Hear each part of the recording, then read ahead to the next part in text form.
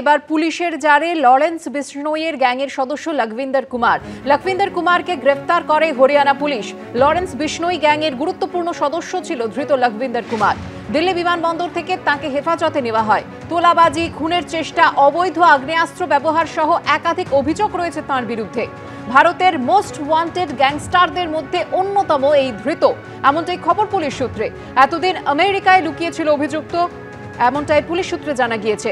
লখভিন্দর কুমারের বিরুদ্ধে red corner notice জারি করা হয়েছিল।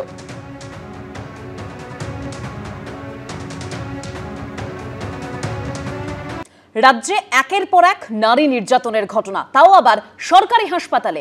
পাঁশকুড়া, উলুবেড়িয়া, বীরভূমের পর এসএসকেএম, এই প্রতিটি ঘটনায় এবার নারী নির্যাতনের যে ঘটনা তা নিয়ে ক্ষোভ প্রকাশ করেছেন মুখ্যমন্ত্রী মমতা বন্দ্যোপাধ্যায়। সরকারি হাসপাতালে নজরদারি থেকে এজেন্সির ভূমিকায় ক্ষুব্ধ মুখ্যমন্ত্রী।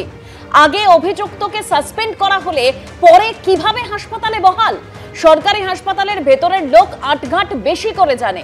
আরজিকর পরবর্তী সময় পুলিশ ভেরিফিকেশন করে বেসরকারি রক্ষী নিয়োগ, এর আগে থেকে যারা কাজ করছেন তাদের কোনো পুলিশ ভেরিফিকেশন হয়নি। সরকারি হাসপাতালে কর্মরত সবার পুলিশ ভেরিফিকেশনের নির্দেশ দিয়েছেন মুখ্যমন্ত্রী মমতা বন্দ্যোপাধ্যায়। প্রত্যেক ভেন্ডার নিযুক্ত কর্মীর রেকর্ড রাখতে হাসপাতালকে নির্দেশ দিয়েছেন তিনি।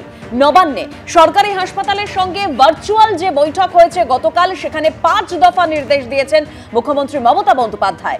সবাইকে সচিত্র পরিচয়পত্র গলায় ঝুলিয়ে ডিউটি করতে হবে। হাসপাতালে বহিরাগত প্রবেশে কড়াকড়ির নির্দেশ দিয়েছেন মুখ্যমন্ত্রী। অভিযুক্ত আগেও সাসপেন্ড, তারপরে কিভাবে অন্য হাসপাতালে বহাল? এসএসকেএম এ নাবালিকাকে যৌন নির্যাতনের অভিযোগে প্রশ্ন তুলেছেন মুখ্যমন্ত্রী। কি করে নাবালিকাকে পুরুষদের শৌচাগারে নিয়ে গেল অভিযুক্ত? সিসিটিভি বা নজরদারি ছিল না কেন? প্রশ্ন মুখ্যমন্ত্রীর। কেন চুক্তিভিত্তিক এই কর্মীদের অতীত অপরাধের দায় সরকার নেবে? সরকারি হাসপাতালের নজরদারি নিয়ে প্রশ্ন করলেন খোদ মুখ্যমন্ত্রী মমতা বন্দ্যোপাধ্যায়।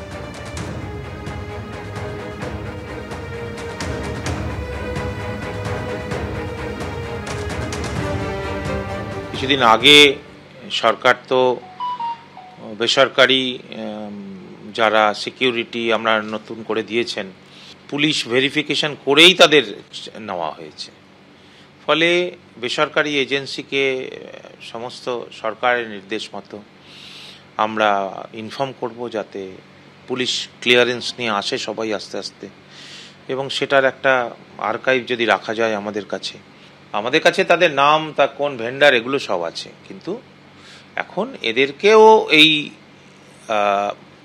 ভাবে আনা যায় কি না একটা সিস্টেমের মধ্যে, সরকারি নিয়ম মোতাবেক এবং সরকারি গাইডলাইন মেনে, সেটাই চেষ্টা হবে যাতে এন্ডোর্স করা যায় বা আইডেন্টিফাই করা যায়, এবং যাতে একটা প্রিভেন্টিভ মেজার নেওয়া, যে খারাপ লোক আমরা নেব না, এবং আই কার্ড না থাকলে তাকে কনসার্ন ডিপার্টমেন্টে ঢুকতে দেওয়া যাবে না।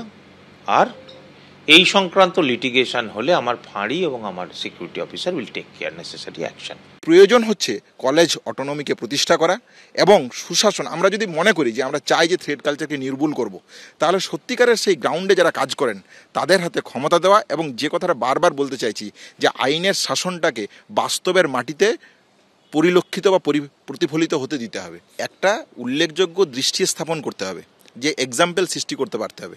তাহলে অতীতে যে অভিযোগগুলো এসছে তাদের বিরুদ্ধে আপনি কি শাস্তি গ্রহণ করেছেন? যে কোম্পানিগুলো থেকে এই সমস্যাগুলো আসছিল তাদেরকে আপনি ব্ল্যাকলিস্টেড করেছেন, তাদেরকে আপনি ডেকেছেন, তাদেরকে আপনি সাসপেন্ড করেছেন, তাদেরকে আপনি পানিশমেন্ট দিয়েছেন, তাদেরকে আপনি পেনাল্টি দিয়েছেন, কি দিয়েছেন?